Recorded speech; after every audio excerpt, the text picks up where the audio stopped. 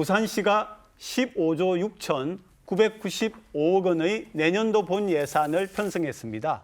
부산시의회를 통과해야 하지만 어쨌든 올해보다 2.4% 증가한 건데 부산시 한대로라면 전체 예산의 40%가 복지 예산에 투입됩니다.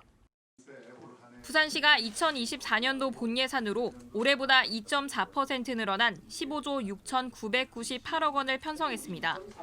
전국적인 긴축 재정 추세를 감안할 때 선방했다는 평가입니다. 가장 많은 예산이 투입되는 건 복지 분야입니다. 올해보다 13% 확대된 4조 8,300억 원이 배정됐습니다.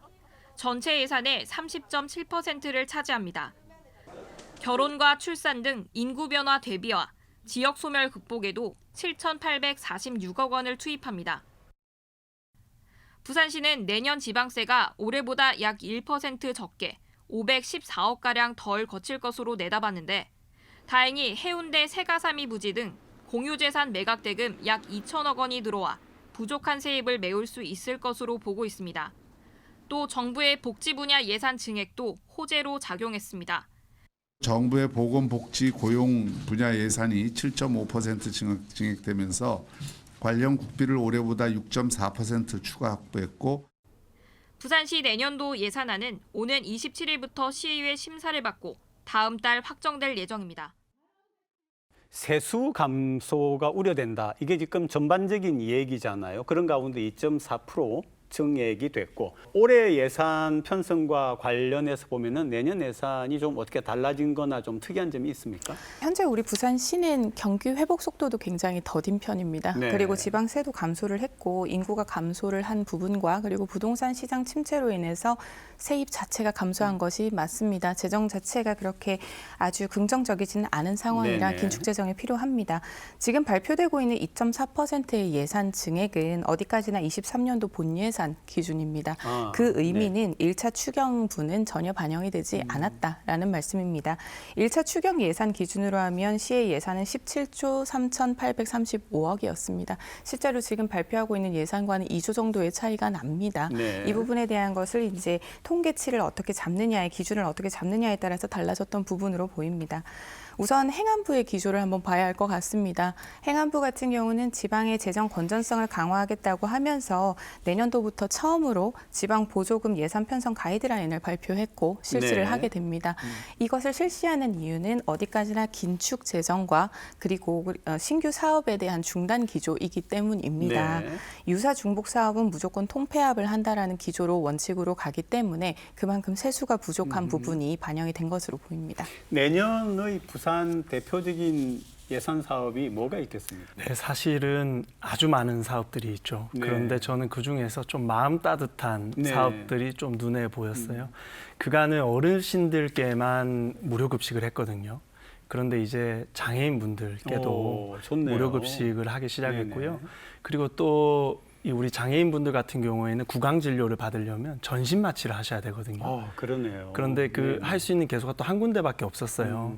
그런데 그것 또한 예산을 확대해서 장애인분들도 구강 치료를 마음껏 받으실 수 있도록 좀 네. 확대를 한 예산이 있고요.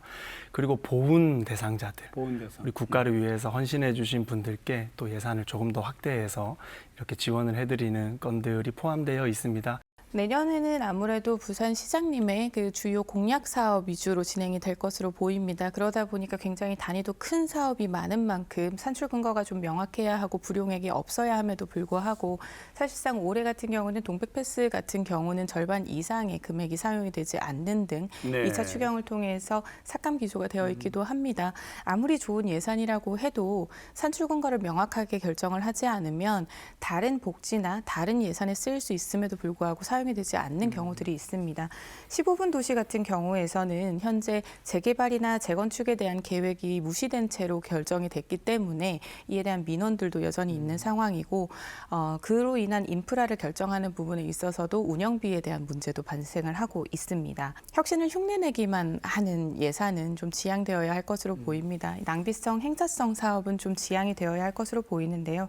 지금 창업금융도시에 374억, 기술 혁신에 1,194억, 기업 투자 촉진에 742억을 쓰겠다 발표하셨습니다. 네네. 약 2,500억 정도 되는 규모인데 우리 부산이 좀 더 기술 주도 성장이나 그리고 근본적인 체질 개선을 하기 위해서는 이렇게 행사성, 전시성 사업을 하는 것보다 R&D나 인재 양성과 같이 조금 더 중장기적인 미래를 보는 데 투자를 좀 하시라라고 말씀드리고 싶습니다. 우리 의회 입장에서는 또 이걸 시 입장하고 좀 틀리지 않습니까? 그죠? 그런 점에서 볼 때 들어가야 되는데 빠졌거나 빠져야 되는데 들어갔거나 이런 것도 좀 짚어주시죠. 서부산의료원 부지를 확보하는데 150억 원 정도가 편성이 되어 네네. 있습니다. 네. 기존에 우리가 부산의료원 하나밖에 없었거든요. 그렇죠. 그래서 공공병원이 더 확보돼야 된다라는 의견이 많았는데 서부산의료원을 확보할 수 있는 예산이 들어가서 들어갔다. 저는 네네. 좀 잘 반갑다라고 됐다. 생각하고 그리고 두 번째는 아까 서지현 의원님이 지적해 주신 부분들이 저는 상당 부분 일리 있는 부분들도 있다고 생각합니다. 그래서 부산시에서 최초와 혁신으로 아주 잘 끌고 가고 있으니까 또 이런 야당 의원님들이 주시는 또 이런 아이디어들도 좀 잘 수용해가지고 적절한 협의점을 찾으면 시민들이 만족할 수 있는 이런 결과를 찾을 수 있을 거라고 생각합니다. 우리 서 의원님도 네. 자립청년이나 고독사 그리고 대한가족이나 사회복지 근로자분들 같은 경우에서도 이제는 물가가 조금 반영이 된 지원금들이 필요할 때입니다. 네. 그동안 기존에 계속해서 지원해 오던 형태로만 지원을 할 것이 아니라 실질적으로 이분들이 건강한 사회 구성원으로서 역할을 하실 수 있게끔